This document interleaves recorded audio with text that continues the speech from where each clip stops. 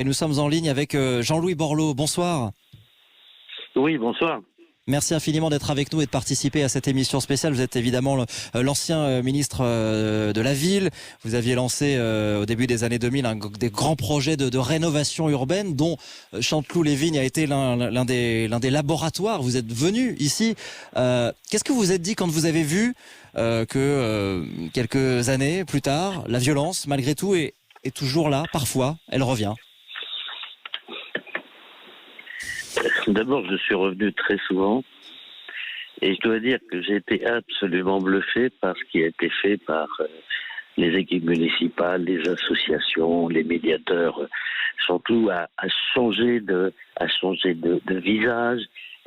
Pôle emploi, le collège, l'école, s'est réouvert sur le monde, tournant le dos à cette architecture enfermée sur elle-même des années 50. Mais la rénovation urbaine n'est qu'un élément.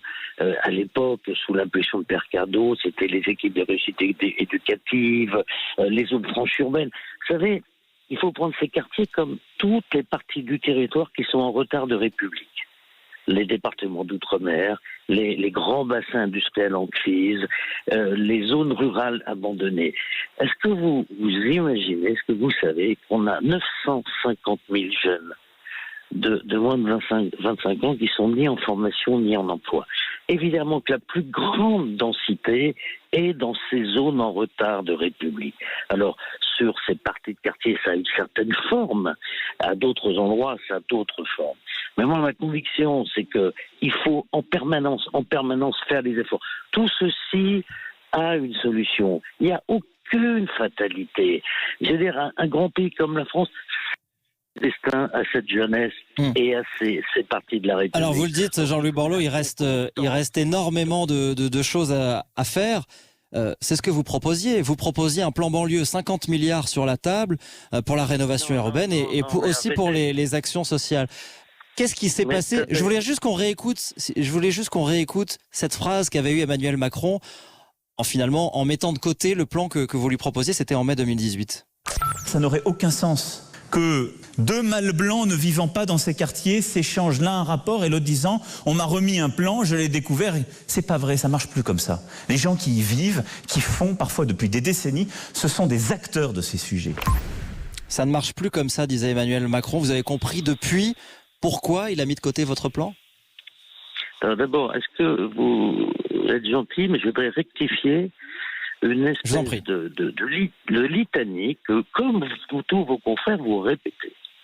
C'est un plan de 50 milliards. Et d'où vous avez... vous savez, c'est les gens des quartiers élitaires qui considèrent de toute façon, on en fait trop. La vérité, c'est que la République en fait 4 fois moins. Le plan, c'était très simple.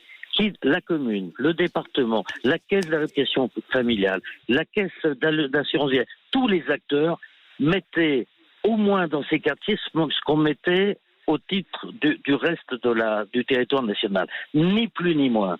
Donc tout ceci est une bille visée qui tente à faire monter les centres-villes contre les quartiers ou les quartiers contre les centres-villes. Est-ce que vous avez compris la stratégie d'Emmanuel Macron pour la banlieue aujourd'hui? Non, mais je vais vous dire. Là, je suis au Maroc et je vous ai pris bien volontiers parce que Chanteloup est une illustration d'abord d'équipes qui se battent extraordinairement bien, d'un lieu qui a évolué. Il y a un pépin à un moment donné. Ben voilà, il faut continuer, il faut recommencer.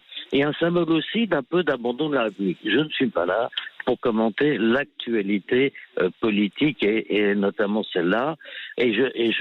Ma deuxième remarque, c'est que je trouve formidable qu'une grande radio aille sur le territoire national faire des débats comme cela.